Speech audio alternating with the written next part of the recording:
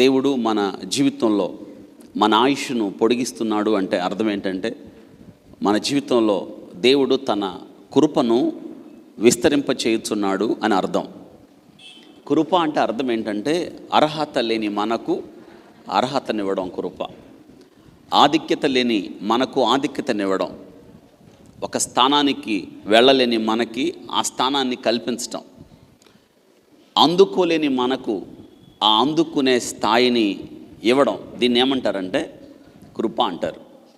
కాబట్టి అపోస్తలుడైన పౌలు ఈ రీతిగా అంటాడు, నేనేమై ఉన్నానో అది ఆయన దేవుని కృప, ఆయన కృపను బట్టే అయి ఉన్నాను అని. ఈ సమయమందు మనం దేవుని వాక్యం వింటున్నామంటే అర్థం ఏంటంటే, మనం గొప్పవాళ్ళమని కాదు, లేదా మనం అందరికన్నా యోగ్యులమని కాదు, లేదా మనకేదో గొప్ప స్థితి ఉన్నందువల్ల మనం ఇక్కడ ఉన్నామని ఎంత మాత్రం కాదు. కేవలం దేవుని దయాదాక్షిణ్యాలు మన జీవితంలో విస్తరించబడ్డాయి. ఈ సమయమందు నేను మీ దృష్టికి ఒక శ్రేష్టమైన బైబిల్లో ఒక సంఘటనను మీ దృష్టికి తేవడానికి ఇష్టపడుతున్నాను. ఆలోచిద్దాం. దేవుని వాక్యం ఆలోచించుట వల్ల ఎన్నో విషయాలు మనకు తేటపడతాయి అని నేను జ్ఞాపకం చేస్తున్నాను. కొన్ని విషయాలు బైబిల్ గ్రంథంలో ఎక్కడో దాచబడి ఉన్నాయి. అయితే దేవుడు ఆ చిన్న విషయాన్ని కూడా బైబిల్ గ్రంథంలో ఎందుకు రాశాడు అంటే, ఒక విషయం, దేవుడు ఎవరిని మర్చిపోడు అని మనల్ని ప్రోత్సహించడానికి దేవుడు ఇష్టపడుతున్నాడు. చూడండి, కొన్ని బైబిల్ పాత్రలో మనం అనుకుంటాం, దీని నుంచి మనం నేర్చుకోవడానికి ఏముంది, ఒక్క వచనంలోనే కదా రాయబడింది, లేదా ఆ వ్యక్తి పేరే కదా రాయబడింది, ఇంకా ఈ వ్యక్తిని గురించిన వివరాలు ఏమి కూడా లేవు కదా, ఇంకా మనం ఏముంది ఇందులో నేర్చుకోవడానికి అనే దగ్గరే నేను అంటాను, అక్కడే ఆగాలి. మనం ఆలోచిద్దాం, చూద్దాం. కొన్ని వ్యక్తుల జీవితాల్లో ఎన్నెన్నో అధ్యాయాలు ఉంటాయి. మీకు అర్థం అవడానికి నేను జ్ఞాపకం చేస్తున్నాను. బైబిల్ గ్రంథంలో ఆది కాండంలో శ్రేష్టమైన పాత్ర యోసేపు గురించి మీ అందరికీ తెలుసు కదా. యోసేపు గురించి తెలుసు. యోసేపు గురించి బైబిల్ తెరుచుకొని మీరు యోసేపు గురించి మొదలు పెట్టుకుంటే ఆది కాండం 37వ అధ్యాయం దగ్గర నుంచి చివరికి 50వ అధ్యాయం దాకా మీకు యోసేపు గురించే ఉంది. ఒక కథలాగా చదువుకుంటూ వెళ్ళిపోవచ్చు, మీకు అర్థమైద్ది. అదే రీతిగా ఒక్కొక్క సందర్భంలో ఒక్కొక్క వ్యక్తి గురించి ఒక్క వచనంలోనే రాయబడి ఉంటుంది, ఒకే వచనంలో.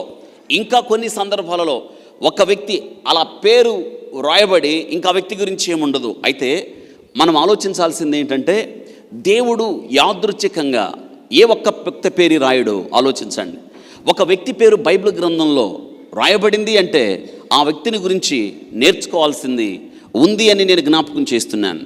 ఈరోజు అటువంటి ఒక క్యారెక్టర్ని మీ దృష్టికి తేవడానికి ఇష్టపడుతున్నాను. ఒకే ఒక్క వచనంలో ఆ వ్యక్తి గురించి ఉంది. మనం బైబిల్ గ్రంథంలో సహజంగా చదువుకుంటా వెళ్ళే అనేక పాత్రలో మనం ఆలోచించినప్పుడు నిజంగా ఈ వ్యక్తి జీవితంలో ఇంత చరిత్ర ఉందా, ఈ వ్యక్తి జీవితంలో మనం నేర్చుకోవాల్సిన పాఠాలు ఇన్నున్నాయా అని మనం ఆలోచించినప్పుడు పరిశుద్ధ గ్రంథం నిజంగానే ఎంత ఆశ్చర్య గ్రంథమో మనకు అర్థమవుతుంది. కాబట్టి దేవుని వాక్యాన్ని మనం చదువుకునేటప్పుడు దావీదులాగా మనం ప్రార్థన చేయాలి. ఏమని తెలుసా? ప్రభువా, నీ ధర్మశాస్త్రములో ఉన్న ఆశ్చర్య కార్యములు చూచినట్లుగా నా కన్నులు తెరువని మనం ప్రార్థన చేయాలి. నిజమే కదా? అవును, దేవుడు కనులు తెరవకపోతే మనకు అర్థం కాదు. కానీ నేటి దినాన ఈ ప్రార్థన ఎవరు చేస్తున్నారు చెప్పండి? ప్రభువా, నీ గ్రంథం చదువుకుంటాను, నీ గ్రంథాన్ని ధ్యానం చేస్తాను, ఇది నువ్వు నాకు ఇచ్చిన అద్భుతమైన కావ్యం, నువ్వు నాకు ఇచ్చిన ఉత్తరం, నువ్వు నాకు ఇచ్చిన ప్రేమ నిఘంటువు, కాబట్టి నేను నిన్ను ధ్యానం చేస్తాను. నా సొంత జ్ఞానంతో ఈ గ్రంథాన్ని ధ్యానం చేస్తే నాకు అర్థం కాదు, నా కన్నులు తెరువు ప్రభువా అని ఎంతమంది ప్రార్థన చేస్తున్నారు చెప్పండి? నిజంగా నువ్వు ఇటువంటి ప్రార్థన చేయగలిగితే దేవుడు ఎన్నో విషయాలు మనకు నేర్పడానికి ఆయన ఇష్టపడుతున్నాడు. నేను ఈరోజు మీకు జ్ఞాపకం చేసే ఒక శ్రేష్టమైన విషయం స్క్రీన్ మీద మీకు కనిపిస్తుంది, హైడింగ్. చూద్దాం రండి. పిలాతు భార్య ఎంతమందికి తెలుసు కదా? పిలాతు భార్య కదా, ఆమె గురించి మనం నేర్చుకోవడానికి ఏముంది అని మనం జ్ఞాపకం చేస్తాం. నిన్నటి దినాన నాకు ఒకళ్ళు ఫోన్ చేశారు.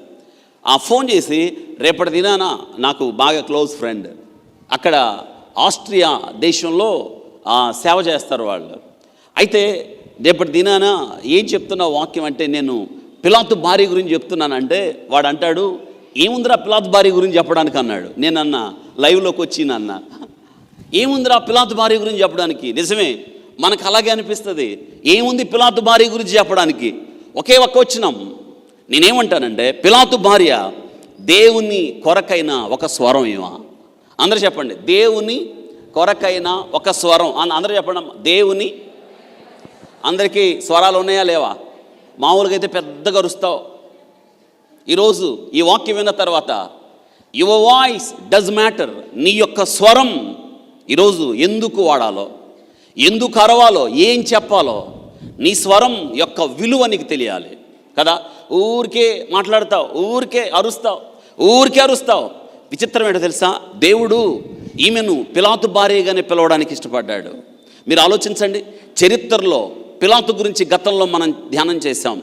పిలాతు ముందుకొచ్చి యేసుక్రీస్తు నిలబడిన యేసుక్రీస్తుని గురించిన తీర్పు సరిగా ఇవ్వలేకపోయాడు. ఇక్కడ మనం జ్ఞాపకం చేసుకోవాల్సింది ఏంటంటే, పిలాతు చరిత్రలో ఒక విషాదమైన చరిత్ర. పిలాతు ఆలోచిద్దాం. పిలాతు జీవితం మనం గతంలో అద్భుతంగా ధ్యానం చేశాం. పిలాతు జీవితంలో మనం యేసుక్రీస్తును, అతడు అక్కడున్న ప్రజలను ప్రశ్న వేశాడు. క్రీస్తు అనబడిన ఈ యేసుని ఏం చేయమంటారు అని అడిగాడు. ఒక విషయం తెలుసా, తనేం చేస్తాడో నిర్ణయించుకోలేకపోయాడు.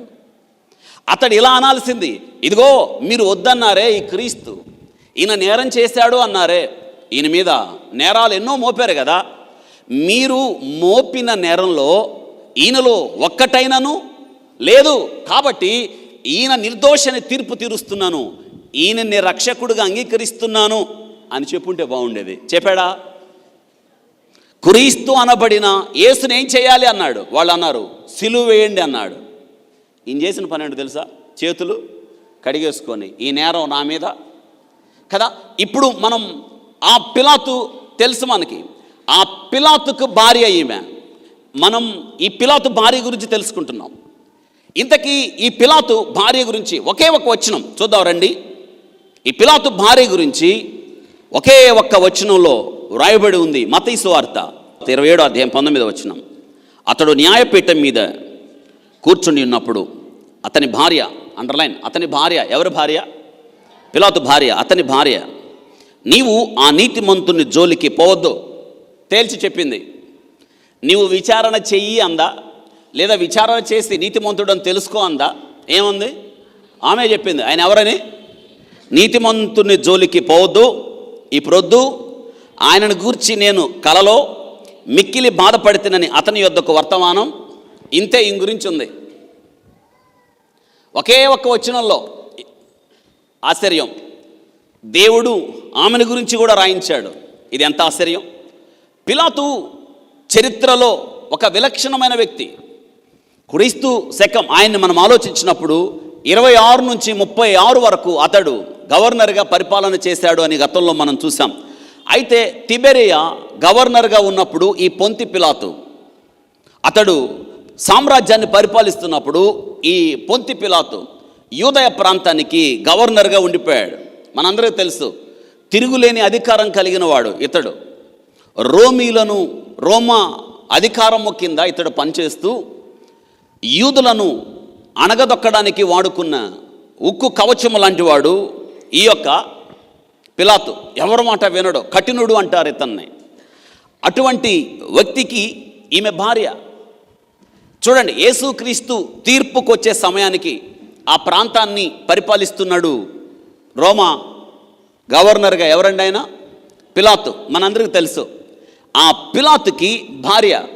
అయితే ఆలోచించండి, ఆ పిలాతు భార్య గురించి మనం ఆలోచించినప్పుడు ఆ పిలాతు భార్యకి ఒక కల వచ్చింది. జాగ్రత్తగా వినండి.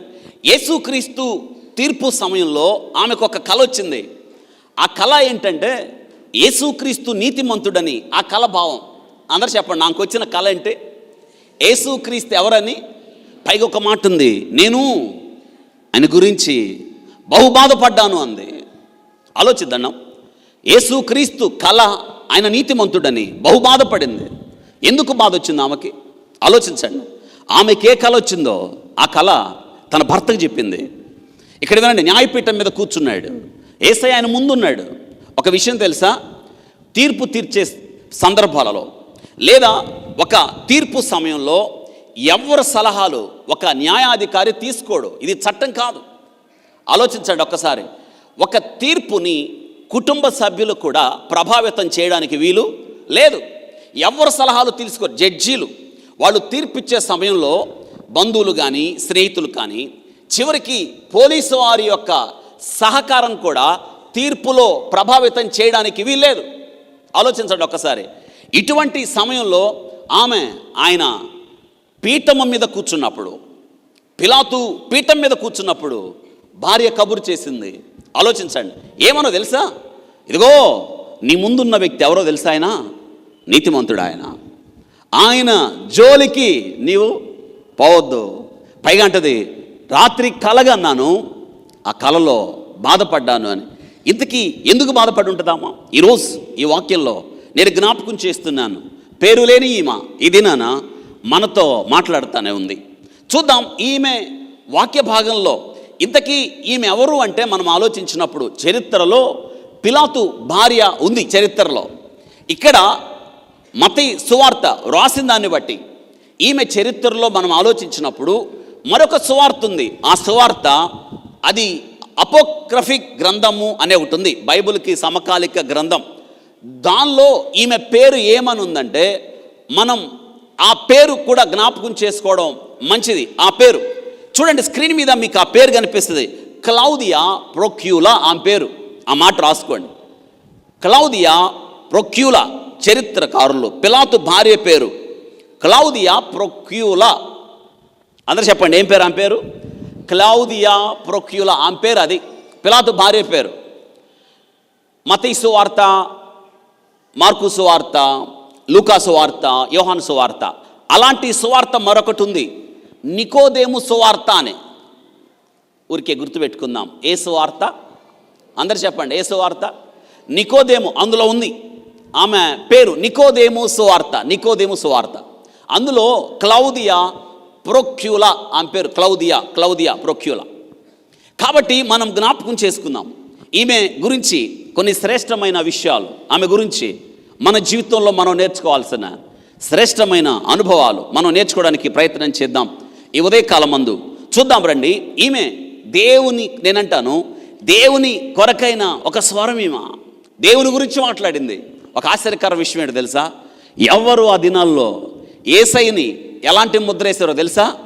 యేసయ్య నేరస్తుడని, యేసయ్య ప్రజలను రెచ్చగొడుతున్నాడని, ఆయనే దైవ కుమారుడని చెప్తున్నాడని, దేవాలయాన్ని పడగొడితే 3 దినాల్లో లేపుతాను అన్నాడని, ప్రజలను తిరుగుబాటుకి అతడు దారి తీస్తున్నాడని కదా.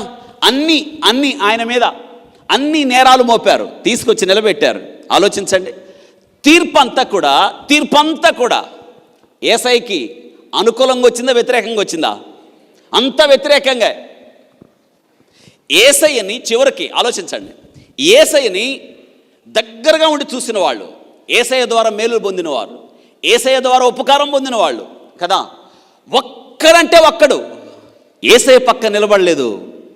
ఇదిగో మేము ఆయన పక్కన ఉన్నాం, ఇదిగో మా కళ్ళు ఒకనప్పుడు గుడ్డివాణ్ణి ఆయనే నా కళ్ళు తెరిచాడు, నడవలేని వాణ్ణి నాకు కాళ్ళు ఇచ్చాడు, నేను దయ్యాలు పట్టిన వాణ్ణి నన్ను బాగు చేశాడు, మాకు అరణ్యంలో ఆకలైతే ఆయన మాకు ఆహారం పెట్టాడు అన్నాడు. ఒక్కడనున్నాడా? ఒక్కడంటే ఒక్కడు. ఆయన ఏ నేరము చేయలేదని, ఆయన ఏ దోషము చేయలేదని, ఆయన నీతిమంతుడని ఒక్కడంటే ఒక్కడు చెప్పలా. But her voice does matter. ఒకే ఒక్కమ్మ అయితే యేసుని ఎప్పుడు చూడలేదేమా, యేసుక్రీస్తుని ఎప్పుడు కలవలేదు, యేసుక్రీస్తు వాక్యం దగ్గరుండి ఎప్పుడు వినలేదు, ఆయన చేసిన అద్భుతం ఈమె ఎప్పుడు చూడలేదు. ఒకే ఒక్క కళ ఆమె జీవితాన్ని మార్చేసింది. ఆ కళలో ఆమె తీసుకున్న నిర్ణయం ఏంటంటే, ఆయన ఎవరని అందరూ చెప్పండి. ఎవరంటే ఆయన ఈజ్ రైచియస్, ఆయన నీతిమంతుడు. ఈరోజు నేను జ్ఞాపకం చేస్తున్నాను. నేను అంటాను, దేవుడు ఎవరినైనా వాడుకుంటాడు. ఆలోచించండి. దేవుడు ఎవరినైనా, ఒక వ్యక్తికి అధికారం, ఒక వ్యక్తికి హోదా, ఒక వ్యక్తికి స్థితి, ఒక వ్యక్తికి ఆధిక్యత, ఇవన్నీ కూడా మనకిచ్చే దేవుడే. మీకు ఆ సంగతి తెలుసా? నువ్వే స్థితిలో ఉన్నా నీకు ఆ స్థితి ఇచ్చింది దేవుడే. ఒకవేళ ఎవరికి లేని గొప్ప స్థితి నీకుందనుకుందాం, ఎవరికి లేని గొప్ప ఆధిక్యత నీకుందనుకుందాం, ఎవరికి లేని ఉన్నతమైన స్థానం ఒకవేళ నీకుంది అనుకుందాం. నేనంటాను, నీకు అది ఇచ్చింది దేవుడే. ఈరోజు నేను జ్ఞాపకం చేస్తున్నాను, చరిత్రలో పిలాతు భార్య యొక్క స్వరం ఇంకా మనకు వినిపిస్తూ ఉంది. ఆమె మాట్లాడింది ఒకే ఒక్క మాట, ఈయన నీతిమంతుడు. అందరు చెప్పండి, ఏం చెప్పిందామా?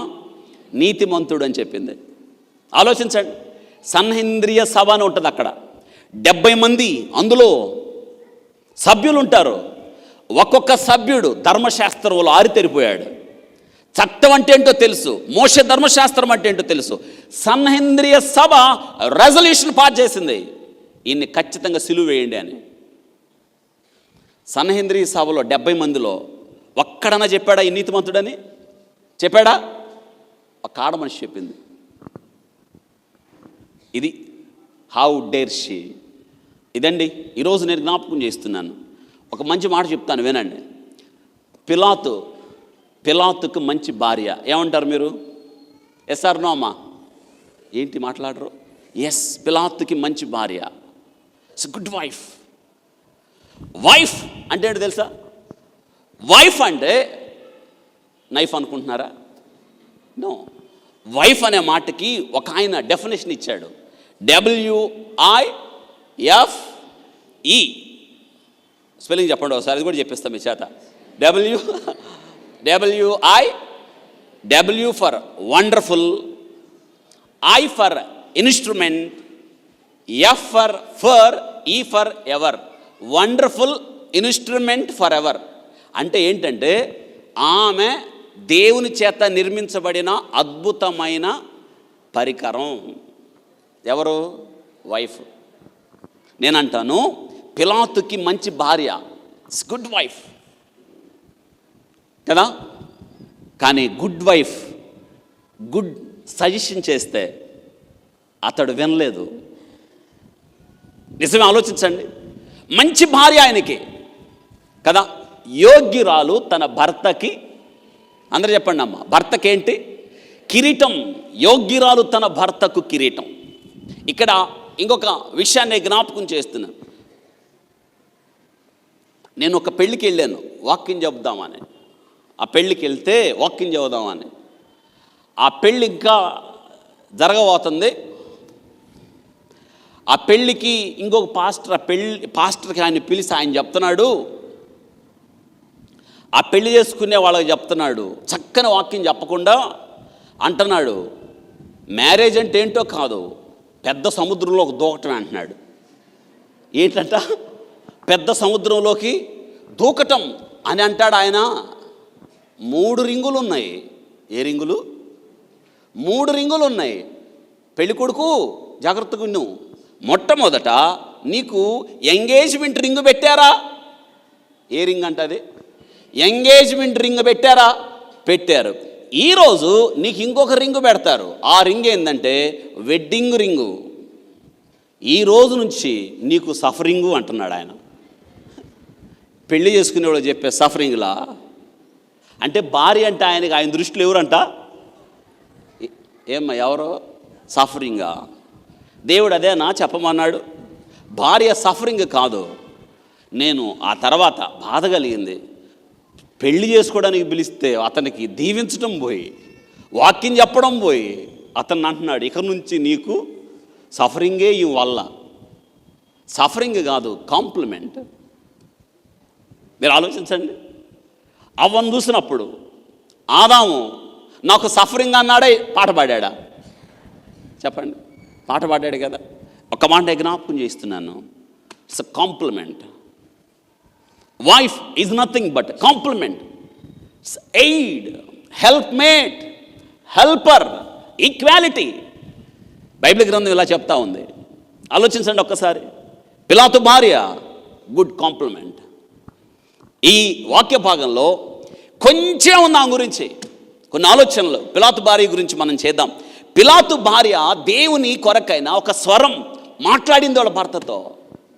తీర్పు సమయంలో మీకు ఒక విషయం తెలుసా? తీర్పు సమయంలో తీర్పిచ్చేటప్పుడు భార్య కబురు చేసింది, ఇదిగో అందరూ ఆలోచించినట్టు నువ్వు ఆలోచించద్దు, అందరూ నిర్ణయము తీసుకున్నారని ఆ నిర్ణయానికి నువ్వు ప్రభావితం కావద్దు. అందరూ ముద్రేశారు ఆయన మీద నేరస్తుడు అని. నేను చెప్తున్నా నీ భార్యగా విను, అతడెవరు? అతడు నీతిమంతుడు. ఎంత ధైర్యం ఆమెకి! తీర్పు సింహాసనం మీద కూర్చున్న భర్తను ప్రభావితం చేసే ఎంత గొప్ప మామ నాకు అనిపిస్తూ ఉంటుంది. అవును, యేసుక్రీస్తు ప్రభు రక్షణ ప్రణాళికలో శిలువ ఘట్టంలో ఒక స్త్రీ యొక్క సాక్ష్యం దేవుడు పరిశుద్ధ గ్రంథంలో నమోదు చేశాడు. నిజంగా ఎంత ఆశ్చర్యం! యేసుక్రీస్తు యొక్క రక్షణ ప్రణాళికలో శిలువ ఘట్టంలో మరి ముఖ్యంగా యేసుక్రీస్తు ఏ ఉద్దేశంతో లోకానికి వచ్చాడో, ఏ శిలువనెక్కి తన ప్రాణాన్ని పెట్టడానికి వచ్చాడో, ఆ శిలువ ఘట్టంలో ఒక స్త్రీ యొక్క సాక్ష్యాన్ని దేవుడు నమోదు చేశాడు. ఒక వచనం అసలు నాకు ఆశ్చర్యం. 1189 అధ్యాయాలలో దేవుడు ఆమె కొరకు ఒక వచనాన్ని కేటాయించాడు. ఒక వచనం నాకు అనిపిస్తుంది ఎంత ఆశ్చర్యం అమ్మా, నిజంగా ఎంత ఆశ్చర్యం. అందుకే నేనేమంటాను తెలుసా? దేవుడు ఎవరిని మరచిపోడు. అందరు చెప్పండి ఈ మాట, దేవుడు ఎవరిని, ఇంకోసారి పెద్దగా, దేవుడు ఎవరిని మరచిపోడు. నువ్వేది చేసినా దేవుని కొరకు, దేవుని కొరకు ఏది మాట్లాడినా, దేవుని కొరకు ఏది చేసినా, అందుకే దేవుడు అంటాడు, నా పేరట ఒక గ్లాసు సన్నీళ్ళు ఇచ్చినా ఆయన మరచిపోయేవాడు కాదు, ఆయన మర్చిపోయేవాడు కాదు. నేటి దినాన్ని జ్ఞాపకం చేస్తున్నాను, నీ స్వరం దేవుని కొరకు ఉపయోగపడాలి, నీ మాటలు దేవుని గురించిన ప్రకటించాలి, సత్యమును గురించిన సాక్ష్యం ఇవ్వడానికి నీ స్వరం ఉపయోగపడాలని జ్ఞాపకం చేస్తున్నాను. దేవుడు తన కొరకు ఎవరినైనా వాడుకుంటాడని జ్ఞాపకం చేస్తున్నాను. దేవుడు తన కొరకు ఎవరినైనా వాడుకుంటాడు. పిలాతు భార్య high family, highly Born, highly educated, ఆమె స్టేటస్ గొప్పది, ఒక అధికారి భార్యకు కదా. నిజంగా ఆలోచించండి, రోమన్ గవర్నర్ ఆయన, యూదయ ప్రాంతపు పరిపాలకుడు రోమా, ఆయన అధికారికి భార్యగా ఉన్న ఈ యొక్క క్లౌదియా ప్రొక్యూలా దేవుడు వాడుకున్నాడు ఆమెని తన తరపున మాట్లాడడానికి. ఆయన నీతిమంతుడని దేవుడు ఎవరికి తెలియజేశాడు చూసారా? కలలో ఆమెకు తెలియజేశాడు. కాబట్టి నేనంటాను, దేవుడు అందరినీ, ప్రతి ఒక్కరిని వాడుకుంటాడు ఆయన నువ్వు ఇష్టపడితే. కాబట్టి నేను జ్ఞాపకం చేస్తాను, ఎందుకో తెలుసా? ఆయన అందరికీ ప్రభు. యేసుక్రీస్తు చెప్పండి, అందరికీ ప్రభు. భూమి మీద ఉన్న ప్రతి ఒక్క వ్యక్తికి ఆయన ప్రభు. అయితే దేవుడు నిన్ను వాడుకోవాలి అని నువ్వు ఇష్టపడితే దేవుడు కోరుకుంటున్నాడు 3 ముఖ్యమైన లక్షణాలు నీలో. నెంబర్ 1, అందుబాటులో నువ్వు ఉన్నప్పుడు, వినయముతో ఉన్నప్పుడు, మించి పరిశుద్ధత కలిగి ఉన్నప్పుడు దేవుడు నిన్ను కూడా వాడుకుంటాడు. ఇంతే దేవుడికి కావాలి. దేవుడు పిలిచినప్పుడు, దేవుడు చూచినప్పుడు నీవు అందుబాటులో ఉండే వ్యక్తిగా, వినయము కలిగి ఉన్న వ్యక్తిగా, పరిశుద్ధత కలిగి ఉన్న వ్యక్తిగా, అవైలబిలిటీ, ప్యూరిటీ అండ్ హ్యూమిలిటీ, ఈ 3 నీ జీవితంలో నువ్వు కలిగి ఉన్నప్పుడు దేవుడు నిన్ను వాడుకుంటాడనే జ్ఞాపకం చేస్తున్నాను. ఆలోచించండి, దేవుడు నిన్ను వాడుకుంటాడు. పిలాతు భార్యను తన కొరకు మాట్లాడడానికి, పిలాతు భార్య యొక్క స్వరాన్ని తన కొరకు మాట్లాడడానికి, తను నీతిమంతుడని చెప్పడానికి పిలాతు భార్యను వాడుకున్నట్లుగా దేవుడు నిన్ను నన్ను వాడుకుంటాడని ఈ ఉదయకాలం ముందు నేను జ్ఞాపకం చేస్తున్నాను. అందుబాటులో ఉన్నారా? దూరంగా ఉన్నారా? లేదా అందుబాటులో ఉన్నారా? అందుబాటులో ఉన్నవారిని, దేవునికి దగ్గరగా ఉన్నవారిని, దేవుడు మాట్లాడినప్పుడు స్పందించేవారిని దేవుడు వాడుకుంటాడు అనే జ్ఞాపకం చేస్తున్నాను. దేవుడు ఎవరినైనా వాడుకుంటాడు. ఆలోచించండి, ఈరోజు నువ్వు ఇష్టపడుతున్నావా? దేవుడు నన్ను వాడుకోవాలి అని నువ్వు ఇష్టపడితే, ప్రభువా నన్ను కూడా వాడుకో ప్రభువా, పని లేకుండా ఉన్నాను, ఇంతవరకు నేను నీ కొరకు ఏం చేయలేదు, ఇక నుంచి నీ కోసం ఏదో చేయాలని ఆశ, ఈరోజు ఏం చేయాలో నాకు తెలీదు, నన్ను వాడుకో ప్రభువా నీ కోసం అని నువ్వు అడిగితే దేవుడు నిన్ను వాడుకోవడానికి ఇష్టపడుతున్నాడు. ఆలోచించండి, పిలాతు భార్య గొప్ప ఇంటామా కదా, ఒక అధికారికి భార్య. ఎంత గొప్ప అధికారం అంటే, తీర్పు తీర్చే అధికారముకొక భార్యగా ఉండిపోయిన ఈమెను దేవుడు వాడుకుంటున్నాడు. ఆలోచించండి, ఈ వాక్య భాగంలో నేను అంటున్నాను, నిజంగా ఒక ఆశ్చర్యకర విషయం చెప్పమంటారా? యేసుక్రీస్తు వారి పుట్టుక ఒక పేదింట్లో పుట్టాడు ఆయన. అవునా కాదా? ఒక పేదిల్లు. మరియా యేసేబులు వాళ్ళు పేదోళ్ళ ధనవంతుల? చాలా పేదోళ్ళు, పేదింట్లో పుట్టాడు. అయితే యేసుక్రీస్తుగా ఒక్క మరణం చనిపోయిన తర్వాత ఆయన నుంచిన సమాధి ఎవరిది? ధనవంతుని సమాధి. మాట రాసుకోండి మీరు స్క్రీన్ మీద చక్కగా. యేసుక్రీస్తు పుట్టుక ఒక పేదిల్లు, యేసుక్రీస్తు సమాధి ఒక ధనవంతుని. అరిమత్తయి యేసేబు సమాధిలో యేసయ్యను ఉంచారు. యేసయ్య ఎవరినైనా వాడుకుంటాడని క్లిస్టల్ క్లియర్, స్పష్టంగా మీకు అర్థమవుతుంది.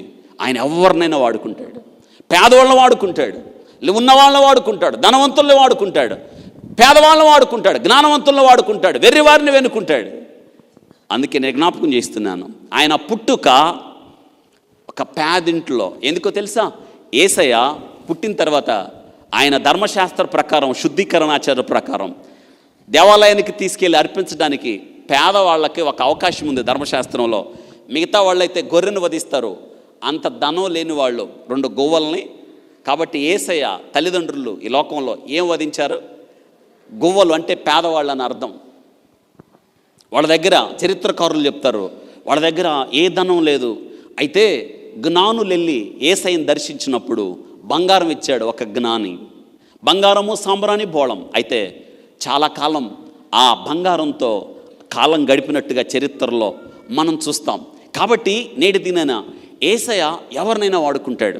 నీకు ఆశ ఉందా ఈ సంవత్సరం దేవుని కొరకు వాడబడాలని? నీ స్వరం దేవుని కొరకు వాడబడాలని నువ్వు ఇష్టపడితే దేవుడు నిన్ను నన్ను వాడుకోవడానికి ఆయన ఇష్టపడుతున్నాడు. పిలాతు భార్య యేసును ఎప్పుడు చూడలేదు, యేసయ్యని ఎప్పుడు కలుసుకోలేదు, ఆయన బోధ వినలేదు, ఆయన చేసిన అద్భుతం కూడా చూడలేదు. అయితే కేవలం కలగన్నదామా? కలగన్నదామా? దేవుడు ఈరోజు నీతో మాట్లాడాలి అనుకుంటే ఆయన ఎలా అయినా మాట్లాడతాడు. ఆ దినంలో ఆమెతో దేవుడు కలతో మాట్లాడాడు. ఆమె కల వచ్చింది. అందరూ చెప్పండి, ఏమొచ్చింది ఆమెకి? కల. యేసుక్రీస్తుని గురించి కలగన్న పిలాతు భార్య కల వచ్చింది ఆమెకి. బైబిల్ గ్రంథంలో యేసేబుకు కూడా కల వచ్చింది కదా. యేసేబుకు కూడా కల వచ్చింది.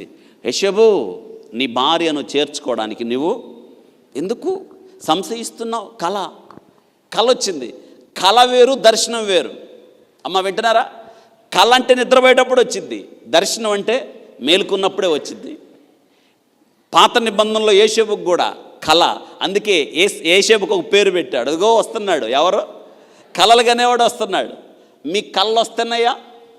మంచి కళలు వస్తున్నాయా? నేనంటాను కళలు రావాల్సిన అవసరమే లేదు. ఎందుకో తెలుసా? ఆ దినాల్లో ఆయన కళల రూపంలో, దర్శనాల రూపంలో మాట్లాడాడు. అయితే హెబ్రీ పత్రికలో రాయబడ్డట్టుగా, హెబ్రీ పత్రిక ఒక మాట చూద్దాం.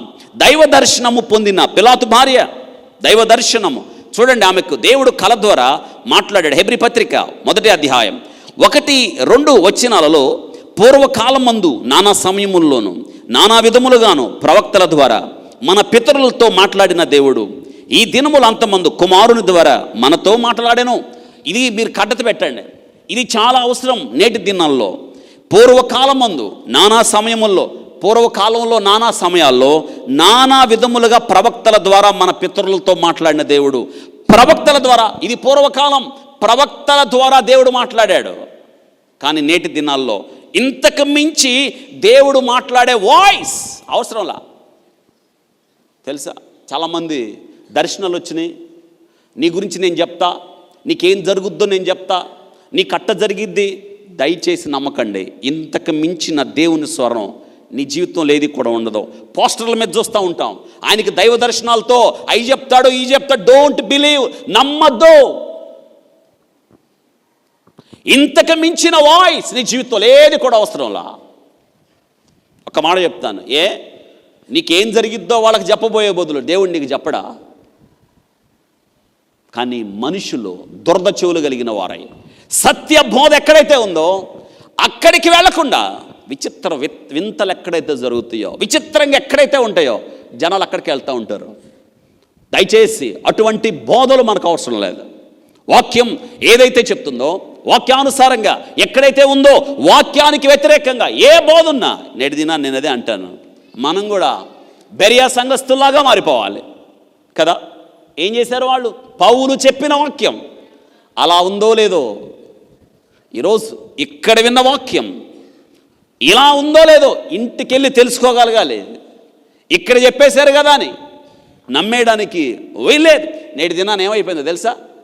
వాక్యం ఇలా చెప్పింది అంటం మానేసి అన్న ఇలా చెప్పాడు అందుకే మేము నమ్మాం. వితండవాదానికి దిగేవాళ్ళు చాలామంది ఉన్నారు నేటి దినాల్లో. వాక్యం ఇలా చెప్పింది అనకుండా మా అన్న ఇలా చెప్పాడు అందుకే మేము నమ్మాం, మా అన్న కన్నా గొప్పోళ్ళ అనేవాళ్ళు చాలామంది ఉన్నారు. ఇలాగా కాదు, వాక్యం కన్నా ఎవరు గొప్పోళ్ళు కాదు. ఆలోచించండి. నేటి దినాన వక్రీకరణ వాక్యం, తప్పుడు బోధలు, వ్యర్థమైన బోధలు కదా. ఈ దినాల్లో నేను అంటాను, నీకు కలలు రావాల్సిన అవసరం లేదు, దర్శనాలు రావాల్సిన అవసరం అంతకన్నా లేదు. వాక్యం ఉంది నీ దగ్గర, స్పష్టం. వాక్యం ద్వారా దేవుడు మాట్లాడతాడు. ఆ దినం దేవుడు నానా సమయాల్లో ఆ రీతిగా మాట్లాడాడు కదా. నేను ఒక్క మాట జ్ఞాపకం చేస్తున్నాను. కళ వచ్చింది ఆమెకి, కళ ద్వారా దేవుడు మాట్లాడాడు. ఆ దినాల్లో మాట్లాడేవాడు ఆయన. ఈ శ్రేష్టమైన సమయంలో మరొక శ్రేష్టమైన మాట జ్ఞాపకం చేస్తున్నాను. దైవ దర్శనం పొందిందేమా? నాకు అనిపిస్తుంది, ఎందుకు దైవ దర్శనం పొందిందేమా? దేవుడు ఎందుకు ఆమెతో కలతో మాట్లాడాడంటే, నేనంటాను ఆమె జీవితంలో దేవుని కొరకైన ఒక తృష్ణ ఉంది ఆమెకి. దేవుని కొరకైన ఒక ఆరాటం ఉంది, దేవుని కొరకైన ఒక ఆశ ఉంది. అందుకే ఆశ కలిగిన ప్రాణాన్ని ఆయన ఎప్పుడు కూడా తృప్తిపరుస్తాడు. ఒక మాట, దేవుని యొద్ద నుండి ఆమెకు సందేశం వచ్చింది. ఊరికే వస్తుందా సందేశం? రాదు. అంటే నేను అంటాను, ఆమె దేవుని కొరకైన ఆలోచన నిండిపోయింది ఆమెకి. నాకు అనిపిస్తూ ఉంటుంది జరుగుతున్న సంభవాలన్నీ. యేసుక్రీస్తును ఈడ్చుకొని వెళ్తున్నప్పుడు, యేసుక్రీస్తును నేరస్తుడని ముద్ర వేస్తున్నప్పుడు, ఆమెకు అర్థం కాని పరిస్థితుల్లో దేవుడే ఆమెకు జవాబు చెప్పాడు, ఇదిగో నేను నీతిమంతుణ్ణి అని. ఆమె ఎంత బాధపడిందో తెలుసా? ఆమె ఎందుకు బాధపడిందో తెలుసా? అయ్యో, నీతిమంతుణ్ణి వీళ్ళు ఏం చేస్తున్నారు? ఏం చేస్తుందామా? నీతిమంతుణ్ణి వీళ్ళు ఆయన నీతిని గుర్తించకుండా, ఆయన పరిశుద్ధతను గుర్తించకుండా, ఆయన చేసిన కార్యాలను మరచిపోయి వీళ్ళు ఏం చేస్తున్నారు? ఆయన్ని సిలువకు వేయమంటారు. ఆమె బాధపడింది. కలలో నీతిమంతుడను తెలియగానే నేనంటాను, రాత్రి ఆమె నిద్రపోయి ఉంటుందా? ఒకటే ఆమెకి దుఃఖం వచ్చేస్తుంది ఆమెకి. అందుకే భర్తకు కబురు చేసింది, ఈ పొద్దు నేను ఆయన గురించి కలగన్నాను, ఆ కలలో నేను ఆయన గురించి బాధపడ్డాను. ఎంత బాధపడి ఉంటుంది కదా. మన ముందు కూడా ఒక నిర్దోషిని హింసిస్తున్నప్పుడు ఎలా ఉంటుంది మరి చెప్పండి? బాధపడతాం, దుఃఖపడతాం. ఈమె చూడండి, అందుకే అన్యాయపు తీర్పు పొందుతున్నాడని, నేరస్తుడని ముద్ర వేస్తున్నాడని, అన్యాయంగా ఆ వ్యక్తిని హింసిస్తున్నారని ఈమె తెలుసుకున్నప్పుడు, ఆ కలలో నీతిమంతుడని ఆమెకు తెలిసినప్పుడు భర్త కబురు చేసింది. ఏమన్నా తెలుసా? ఆయన ఎవరో నీతిమంతుడు. కాబట్టి యేసుక్రీస్తు యొద్ద నుండి సందేశాన్ని పొందిందామా? నిజమైన సందేశాన్ని ఇస్తాడు. మనం కూడా మన జీవితాల్లో చాలా కన్ఫ్యూజన్ స్టేటస్లు చాలా ఉంటాయి. అర్థం కాని పరిస్థితుల్లో, దిక్కుతోచని పరిస్థితుల్లో, కొన్ని పజల్ మన ముందు ఏంటి కదా, ఏం జరుగుతుంది అసలు, ఏం జరుగుతుంది నాకు అర్థం కావట్లేదు. ఇంతకీ ఆమెకి ఎవరు చెప్పగలరు చెప్పండి? ఆమె అంత పిలాతు భార్య, యూదయ ప్రాంతాన్ని పరిపాలిస్తున్న గవర్నర్ భార్య, పిలాతు భార్య దగ్గరికి వెళ్ళి ఎవరు చెప్పగలరు చెప్పండి ఆయన గురించి? యేసయ్య గురించి, ఆయన గురించి అంత గొప్ప అధికారి భార్యకు ఎవరైనా వెళ్ళగలరా? ఆమె దగ్గరికి ఎవరినైనా రానివ్వగలరా? రానివ్వరు. అందుకే ఆమె దగ్గరికి ఎవరు వెళ్ళలేరు. కాబట్టి ఎవరు వచ్చారు ఆమె దగ్గరికి? అందరూ చెప్పండి, ఎవరు వచ్చారు ఆమె దగ్గరికి? నిజంగా ఎంత గొప్ప విషయం. దేవుడు చారలేని స్థలం. ఒక మాట జ్ఞాపకం చేస్తున్నాను, ఏ జర్నీ ఇంటూ అవర్ హార్ట్. ఆమె హృదయంలోనికి ప్రయాణమైంది దైవ దర్శనం. ఆశ్చర్యంగా ఉంది కదా. ఎవరు చేరలేరు ఆమెని. ఆమెకున్న అనుమానం ఎవరు తీర్చాలి కదా? ఆమెకు ఉన్న గుండెల్లో బాధ ఎవరు తీర్చాలి? గుండెల నిండా బాధ అయిపోతుంది. ఆయన ఎవరు, అసలు ఏం జరుగుతుందో అర్థం కాని ఆమెకు ఎవరి దర్శనం దొరికింది? దేవుని దర్శనం దొరికింది. ఒక విషయం ఆమెకు తేట తెల్లమైంది. యేసుక్రీస్తు ఎవరని తెలిసింది ఆమెకి? అందరూ చెప్పండి, ఎవరని తెలిసింది? నీతిమంతుడని తెలిసింది. అవును, యేసుక్రీస్తుపై విధించిన అన్యాయపు తీర్పుకు వ్యతిరేకంగా గళము విప్పిన వీరవనిత అంటా నేను. Let your voice be heard. అందరూ ఇప్పుడు యేసుక్రీస్తుకి వ్యతిరేకంగా తీర్పు, భయంకరమైన తీర్పు. అసలు చూడండి, విచిత్రమైన తీర్పులన్నీ. ఇదిగో ఇతను ఏం చేశాడు తెలుసా? మన ప్రజలను రెచ్చగొడుతున్నాడు. యేసయ్య మీద నేరస్థాపన చూడండి. కైసరకు పన్ను ఇద్దంటున్నాడు. అన్నాడు ఆయన? అసలు అనలేదు. అసలు పన్ను కట్టాల్సి వచ్చినప్పుడు ఏమన్నాడు? పేతురుతో వెళ్ళు, గాలమై చేప వచ్చింది. నీకు నాకు దాన్ని నోరు తెరిస్తే ఎంత ఉంటుంది? షెకెల్ ఉంటుంది. నీకు నాకు వెళ్ళి కట్టు. పన్ను ఎగ్గొట్టమని చెప్పాడా? ప్రజలను రెచ్చగొట్టాడా? లేదు. దేవాలయాన్ని పడగొట్టండి, 3 దినాల్లో లేపుతాను. ఆయన అన్నది తన శరీరాన్ని గురించి. ఆ దేవాలయాన్ని పడగొట్టమన్నాడా? అర్థం చేసుకోలేదు. ఆ ప్రజలు యేసుక్రీస్తును అర్థం చేసుకోలేదు. ఈరోజు నేను జ్ఞాపకం చేస్తున్నాను, కనీసం ఈమె అర్థం చేసుకున్నట్టు కూడా ఆయన బోధలు విన్నవాళ్ళు అర్థం చేసుకోలేదు. ఆయన అద్భుతాలు చూసిన వాళ్ళు అర్థం చేసుకోలేదు. ఆయన దగ్గర ఉండి ఆయనతో వెంబడి తిరిగిన వాళ్ళు అర్థం చేసుకోలేదు. ఆయన అద్భుతం చేయగా చచ్చిపోయిన వాళ్ళని లేపినప్పుడు కళ్ళారా చూసిన వాళ్ళు అర్థం చేసుకోలేదు. ఎన్నడూ చూడని ఆమె, ఎన్నడూ ఆయన మాటలు విననామా కదా, ఎన్నడూ ఆయన చేసిన అద్భుతాలు చూడని ఆమెకి కల వచ్చినప్పుడు, తీర్పంతా దేవునికి వ్యతిరేకంగా వచ్చినప్పుడు ఒకే ఒక్క తన వాయిస్ వినిపిస్తుంది. ఏమన్నా తెలుసా? నోరు విప్పింది. ఆయన ఎవరని? నిర్దోషి. ఆయన నీతిమంతుడు. మనం చెప్పగలమా?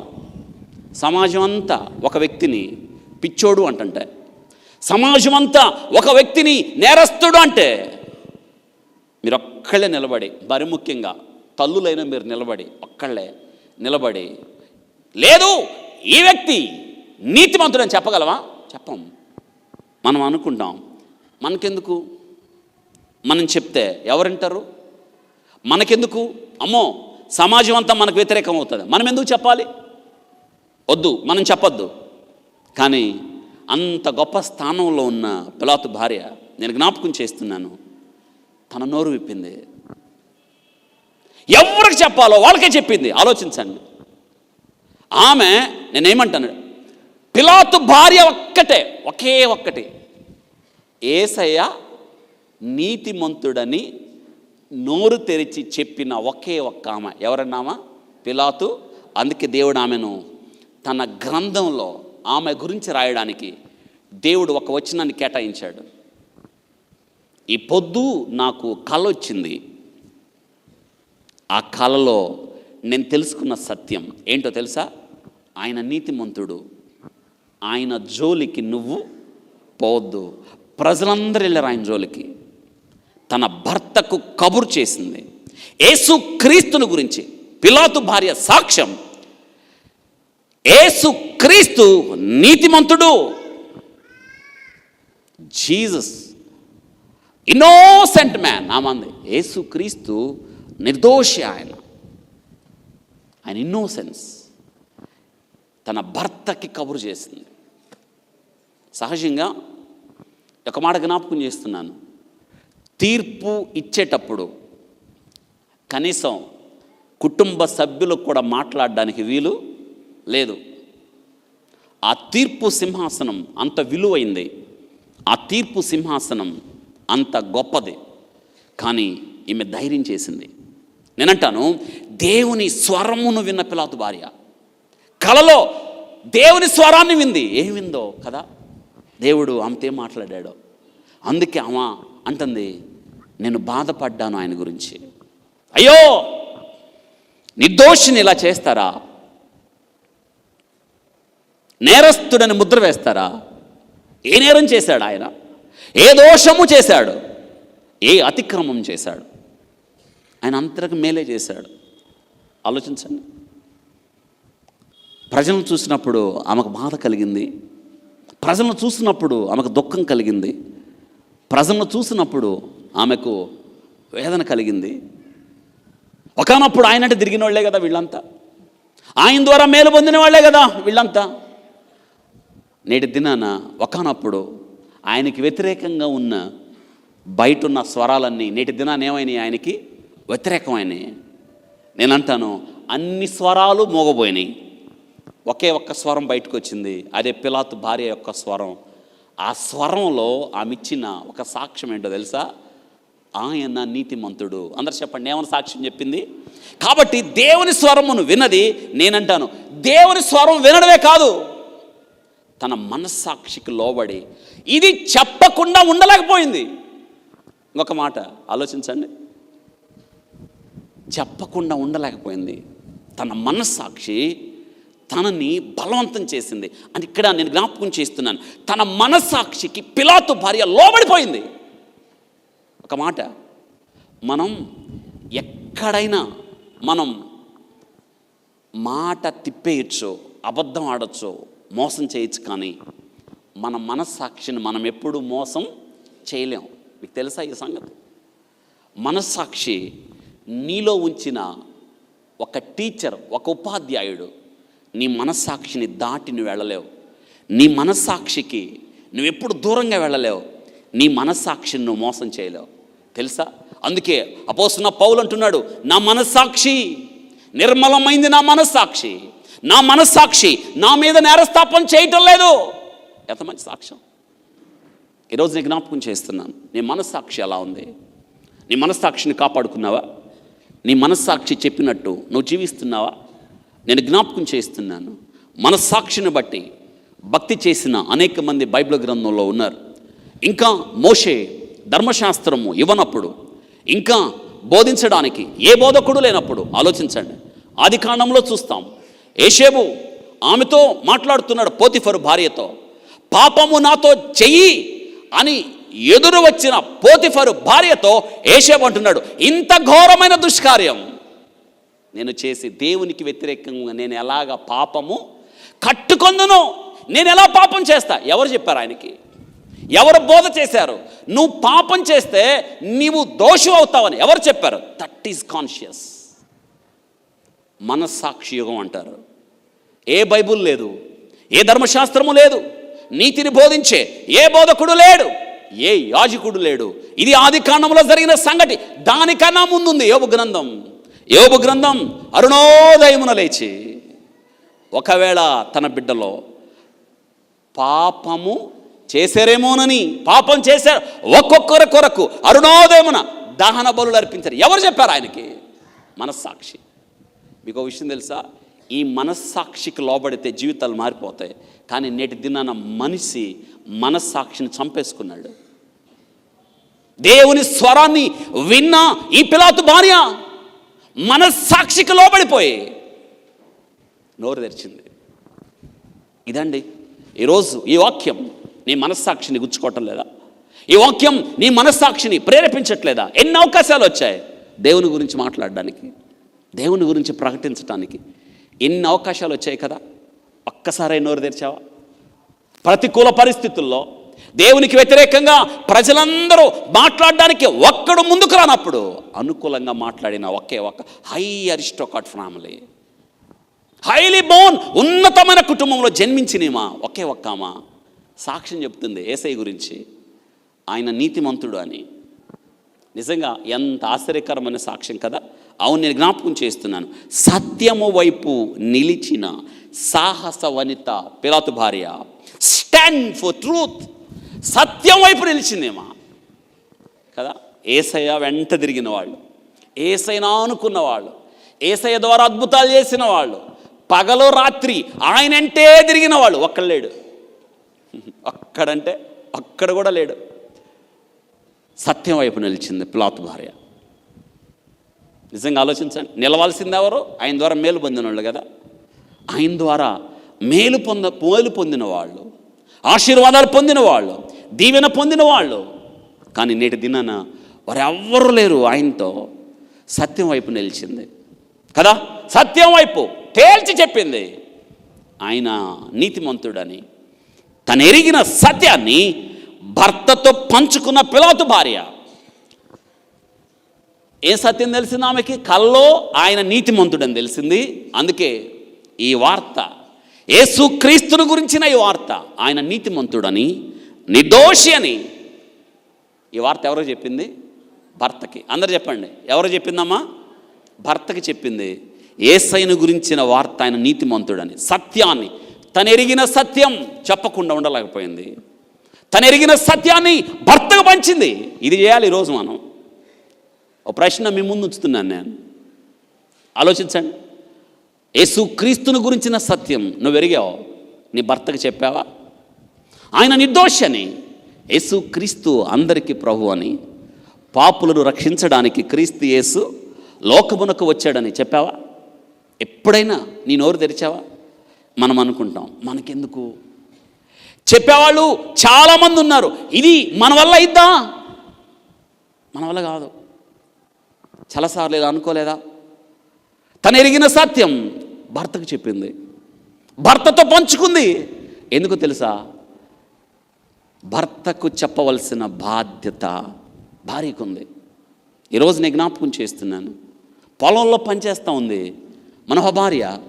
దేవదూత వచ్చింది, ఇదిగో నువ్వు గొడ్రాలుగా ఉన్నావు, నువ్వు కుమారుణ్ణి కంటావు, అతడు బలవంతుడు అవుతాడు, అతడు నాజీరు, అందుకే పరిశుద్ధంగా ఉండు, మద్యం ద్రాక్షరసం ఏది నీవు ముట్టద్దు. దేవదూత కనిపించిన సంగతి. ఈ యొక్క సమాచారం అంతా మనోహ భార్య పరిగెత్తుకుంటా వెళ్ళి ఎవరికి చెప్పిందో తెలుసా? భర్తకు చెప్పింది.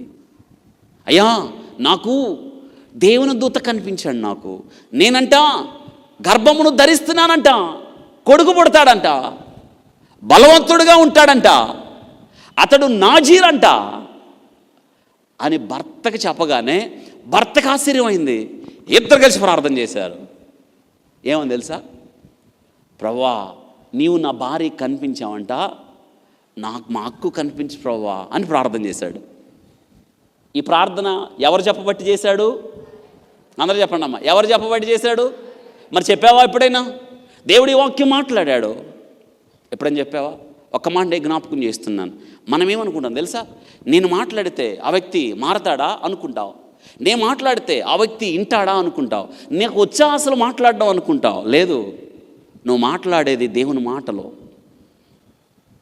ఆలోచించండి ఒక్కసారి. పిలాతు భార్య తను పొందిన కళ, తను తెలుసుకున్న సత్యం, యేసుక్రీస్తు నీతిమంతుడని, ఇదిగో ఈ వార్త భర్తకు చెప్పింది. ఇది నువ్వు చేయాలి. ఈ మాటలు చెప్పండి. ఆమె జ్ఞానము కలిగి, తన నోరు ఏం కలిగి? కృపగలిగిన ఉపదేశం. అబ్బా, తన భర్తకు ఆమె లాభ ప్రాప్తి. అమ్మా, మీరు ఎలా ఉన్నారు మీరు చెప్పండి కదా. జ్ఞానము కలిగి నోరు తెరవండి. ఆ జ్ఞానం యేసయ్య. యేసయ్య గురించి చెప్పండి, యేసయ్య గురించి మాట్లాడండి. మీ స్వరం యేసయ్య కోసం ఉపయోగపడాలి ఈ సంవత్సరం. తను ఎరిగిన సత్యం, తనకొచ్చిన కళ, ఆయన నీతిమంతుడని భర్త కబురు చేస్తూ ఉంది. ఇదిగో నువ్వు ఆయన జోలికి పోతావేమో, జాగ్రత్త. తీర్పులో జోక్యము చేసుకోవడానికి వెనకాడని సాహసి పిలాతు భార్య. మీకు విషయం, తీర్పులో జోక్యం చేసుకోవడానికి వెనకాడలేదు. తీర్పులో జోక్యము చేసుకోవడానికి ఆలోచించండి ఒక్కసారి. తీర్పులో జోక్యం చేసుకోవడానికి అసహజంగా అస్సలు జోక్యం చేసుకోకూడదు. మరి ముఖ్యంగా భార్యల ప్రమేయాన్ని అస్సలు ఇష్టపడరు ఆ దినాల్లో. అయితే తీర్పు సమయంలో తీర్పు తీర్చబోతున్నాడు యేసయ్యకి తన భర్త పిలాతు. ఇంకా కాసేపట్లో తీర్పు తీర్చబోతున్నాడు. ఏం తీర్పు తీరుస్తాడోనని, ప్రజలందరి యొక్క తీర్పుకి ఇతడు ప్రభావితం అవుతాడేమోనని, ప్రజలందరూ ముద్ర వేసిన అతడు అన్యాయపు తీర్పులో ఇతడు కూడా పాలు పంపులు పొందుతాడేమోనని ఆలస్యం చేయకుండా తను తెలుసుకున్న సత్యాన్ని ఎవరికి చెప్పింది? భర్తకి చెప్పింది. ఆలస్యం చేయలేదు. నిజంగా ఆలోచించండి, ఆలస్యం చేయలేదు. ఎందుకో తెలుసా? ఆలస్యంలో దేవునికి సంబంధించిన ఆలస్యాలు, ఈరోజు సువార్తను ప్రకటించకుండా, దేవుని గురించి ప్రకటించకుండా, దేవుని నీతిని గురించి ప్రకటించకుండా, ఒక వ్యక్తిని సరైన మార్గంలోకి నడిపించే ఈ ఉపదేశం చెప్పకుండా నీ జీవితంలో ఇప్పటికొకవేళ ఆలస్యం చేస్తే ఎంత నష్టం జరుగుతుందో తెలుసా? ఎంత నష్టం జరుగుతుందో ఆలోచించండి. అందుకే సువార్త ప్రకటన, యేసును గురించిన చెప్పిన వార్తన ప్రకటన నీ జీవితంలో ఆలస్యం చేయకండి. ఒరే స్థానంలో ఉన్నా సరే, తీర్పు సింహాసనం మీద కూర్చున్న పిలాతుకి తన భార్య కబురు చేసింది, జోక్యం చేసుకుంది. ఎందుకో తెలుసా? తన భర్త అన్యాయపు తీర్పులో పాలు పొందకుండానట్లు తన భర్తకు ఉపదేశము చేయుచున్న జ్ఞానవంతురాలు పిలాతు భార్య. తన భర్త అన్యాయపు తీర్పు. ఎందుకో తెలుసా? పిలాతు గురించి ఒకటి ఉంది, ప్రజలను సంతోష పెట్టడానికి మనసు కలిగిన వాడు పిలాతు. అందరు చెప్పండి, ఏంటంట? ప్రజలను సంతోష పెట్టడానికి మనసు కలిగినందుకు ఈ సంగతి అని తెలుసు, భార్యకి తెలుసు. ఒకవేళ ప్రజల యొక్క ప్రభావానికి లోనైపోతాడేమోనని. మా క్లాస్మేట్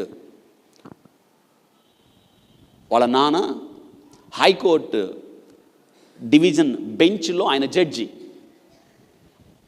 వాళ్ళు కన్వర్టెడ్, వాళ్ళు హైందవ కుటుంబం నుండి దేవుని నమ్ముకున్నారు. వాళ్ళు 2012 సంవత్సరంలో నేను వాళ్ళ ఇంటికి వెళ్తే ఆమె, ఆ జడ్జి గారి భార్య, ప్రేయర్ అయిపోయింది, వాళ్ళ ఇంట్లో ప్రేయర్ పెట్టాం. ఒక మాట చెప్పింది. పెళ్ళైన తర్వాత అప్పటికైన జడ్జి ఆమెతో ఒక మాట చెప్పాడంట. ఏంటో తెలుసా? నా భార్యగా నువ్వు చెప్పిన ప్రతి మాట వింటాను, నిన్ను గౌరవిస్తాను.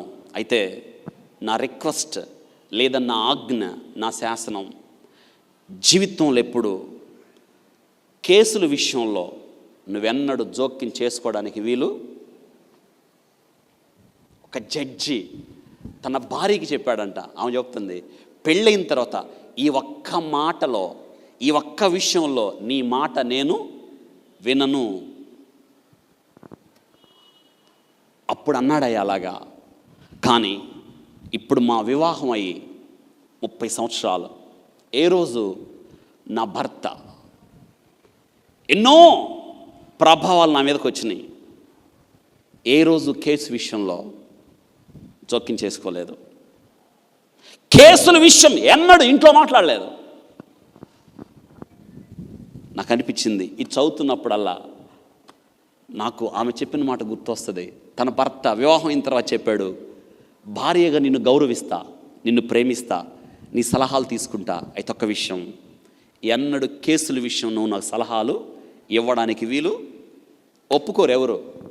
కానీ తెగింపు, ధైర్యం, సాహసం, ఎరిగిన సత్యం, తన భర్త అన్యాయపు తీర్పులో పాలు పొందకుండా ఉండడానికి. ఎందుకో తెలుసా? తన భర్త స్థితిగతులు ఆమెకు తెలుసు. ప్రజలను సంతోషపెట్టే మనసు అతనికి ఉందన్న సంగతి భార్యకి తెలియకుండా ఉంటుందా? అందుకే ఏమని తెలుసా? అన్యాయపు తీర్పులో నువ్వు పాలు పొందొద్దని భర్తకి ఏం చేస్తుంది? ఉపదేశం. అందుకే నేను అంటాను, కృప కలిగిన ఉపదేశం చెప్పింది ఆయనకి. ఆ కృప ఎవరో? యేసుక్రీస్తు. ఆ కృప. అయ్యా, అందరూ ఆలోచించినట్టు నువ్వు ఆలోచిస్తావేమో. ఇదిగో నీకు కావాలంటే నేను ఒక విషయం చెప్తున్నాను విను. ఆయన గురించి పొద్దు నాకు కల వచ్చింది. మీరు ఎప్పుడైనా చెప్పారు అలా? కుండ బద్దలు కొట్టి యేసుక్రీస్తు ఆయన నీతిమంతుడని, పాపులను రక్షించడానికి వచ్చిన యేసుక్రీస్తు ఆయనే అని ఎప్పుడైనా మీరు చెప్పగలిగారా ఈ సాక్ష్యం? ఆలోచించండి. అందుకే నేనేమంటానంటే, పిలాతు భార్య ఆయన హెచ్చరిక చేసింది, స్వాన్ హిమ్, హెచ్చరిక చేసింది, వద్దు ఆయన జోలికి నువ్వు వెళ్ళొద్దు. మాట్లాడవలసిన సమయంలో నోరు తెరచిన పిలాతు భార్య, we are called by God to speak. దేవుని చేత మనం పిలువబడ్డాం. ఎందుకో తెలుసా? To speak out. It's a time, it's a time to speak out. ఆమె తెలుసా, మాట్లాడవలసిన సమయంలో, ఇప్పుడు ఆమె మాట్లాడకపోతే, మీకు విషయం తెలుసా, దేవుడు ఆమెకిచ్చిన ఆ కళ, దేవుడు కలలో ఆమె మాట్లాడిన దానికి ఇప్పుడు ఆమె నోరు తెరవకపోతే ఇంకా దానికి అర్థమే లేదు. దానికి అర్థమే లేదు. నోరు తెరిచింది. తెలసార్లు నోరు తెరవాల్సిన సమయంలో మనం నోరు తెరం కదా. ఆలోచించండి. మాట్లాడాల్సిన సమయంలో మనం మాట్లాడం. ఎందుకో తెలియదు. ఆలోచించండి. ఈరోజు నేను జ్ఞాపకం చేస్తాను, నీ మాటలు కాదు అవి, దేవుని మాటలు అవి. అందుకే నేనేమంటానంటే, కీర్తనకారుడు అంటాడు, నీ వాక్యము వెల్లడగొడుతో ఏం కలుగుతుంది? వెలుగు కలుగును. నీ వాక్యము వెల్లడి. నువ్వు దేవుని మాటలు మాట్లాడుతుంటే వారి జీవితాలు బట్టబయలవుతాయి. మాటలు మనవి కాదు, దేవుని మాటలు. అందుకే దేవుని మాటలు మాట్లాడేటప్పుడు భయపడద్దు, సంశయించద్దు. It's a time to speak out. Pilate భార్య, అది సమయం, ఆ మాట్లాడే సమయం. ఆమెకు ఆ పొద్దు కల వచ్చింది. ఆ కలలో యేసు క్రీస్తు నీతిమంతుడని తేలిపోయింది. అందుకే ఆయన నీతిమంతుడని సమాచారం ఇచ్చేసింది భర్తకి. ఆలస్యం చేయలేదు. మాట్లాడాల్సిన సమయంలో మాట్లాడేసింది. మాట్లాడుతున్నారా? మనం దేవుని గురించి మాట్లాడుతున్నావా? మాట్లాడాల్సిన సమయంలో కూడా ఎందుకో తెలియదు మనం మాట్లాడాం, మౌనంగా ఉంటాం, పట్టనట్టుంటాం. లోకం నాశనానికి వెళ్ళిపోతుంది కదా. ఆలోచించండి. అవును, మొర్దెకై ఎస్తెరు కబురు చేశాడు, ఈ సమయమును బట్టి నువ్వు రాజ్యమునకు వచ్చితవేమో జ్ఞాపకం చేసుకో. ఇది నువ్వు మాట్లాడే సమయం. నువ్వు మౌనంగా ఉంటే యూదులకు సహాయం వేరొక దిక్కు నుండి. It's a time to speak. ఎస్తేరుతో మాట్లాడతాడు. ఎస్తేరు, ఇదిగో ఇది మాట్లాడాల్సిన సమయం. మాట్లాడుతున్నారా? మాట్లాడాల్సిన సమయంలో పిలాతు భార్య మాట్లాడింది కదా. ఇశ్రాయేలీలు చిన్నది, మాట్లాడాల్సిన సమయంలో మాట్లాడింది కదా. అవును, ఆలోచించండి. బావి దగ్గర కొండ వదిలేసి ఇంటికి పోకుండా ఊర్లోకి వెళ్ళి మాట్లాడాల్సిన సమయంలో మాట్లాడి ఊరు మొత్తాన్ని అది చెక్కడాపింది బావి దగ్గర. మరి మాట్లాడుతున్నారా? ఈరోజు ఒక మాట నేను చెప్పడానికి ఇష్టపడుతున్నాను. మాట్లాడండి, దేవుని గురించి మాట్లాడండి. ఇది దేవుడు మనకిచ్చిన సమయం. యేసు నీతిమంతుడని ఎరిగి ఆయనకు ఏదో చేయాలని ఆశపడిన పిలాతు భార్య, యేసు నీతిమంతుడని ఎరిగి ఆయనకు ఏదో చేయాలని ఆశపడిన పిలాతు భార్య, పాప మీ ఆశ ఏంటో తెలుసా? ఏదో చేయాలని, ఏదో చేద్దాం ఆయనకని, ఏదో చేద్దాం. ఈ క్లౌదియా, ఈ ప్రొక్యులా ఏసైకి ఏదో చేద్దామని. బహుశా ఏమనుకుందేమో తన భర్త తింటాడని. తన భర్త వినలేదు, ఏసైని సిలువకు అప్పగించాడు. ఒక్కసారి నేను జ్ఞాపకం చేస్తున్నాను. ఎలా ఉండుంటుంది ఆలోచించండి. భార్య హెచ్చరికకు వినలేదు ఆయన. భార్య హెచ్చరికకు లోబడలేదు. ఆయన అధికారం, ఒత్తిడి, ప్రజల యొక్క తీవ్రమైన సంఘర్షణ, ప్రజలను సంతోషపెట్టడానికి మనసు కలిగిన ఈ యొక్క పిలాతు ఏం చేయలేకపోయాడు. ప్రజలకు లోబడిపోయాడు. ప్రజల ఒత్తిడికి గురైపోయాడు. కొరిస్తనబడిన యేసునేం చేయాలన్నప్పుడు వాళ్ళు అడిగారు, సిలువ వేయండి అని చేతులు కడుక్కొని అప్పగించేశాడు. ఏదో చేయాలని ఆశ. ఈరోజు నీకు ఎప్పుడైనా ఆశ వచ్చిందా? ఏదన్నా చేద్దాం దేవుని కొరకు. ఇన్ని సంవత్సరాలు దేవుడు నిన్ను కాపాడాడు కదా. ఇన్ని సంవత్సరాలు దేవుడు నిన్ను భద్రం చేయలేదా? ఎన్నో మేలులు చేశాడు, ఎన్నో ఉపకారాలు చేశాడు, కీళ్ళ నుండి తప్పించాడు. ఆయనకి ఏదన్నా చేద్దామన్న ఆశ ఎప్పుడన్నా వచ్చిందా? ఆలోచించండి. ఎప్పుడన్నా ఇటువంటి ఆశ నీ జీవితంలో, ఈ సంవత్సరం దేవుని కొరకు నేను ఏదన్నా చేయాలి, దేవుని కోసం ఏదో ఒకటి చేద్దాం అనే ఆశ నీకు వచ్చిందా? ఉన్నతమైన కుటుంబంలో పుట్టినయమా, 4 గోడల మధ్య ఆమె పొందిన కళ నేటి దినాన దేవుడు మనందరికి బట్టబయలు చేసేసాడు. ఆమె దేవుని కొరకు ఏదో చేద్దాం. ఒక్కసారి ఆలోచించండి. ఆమె స్వరం మోగిపోయింది.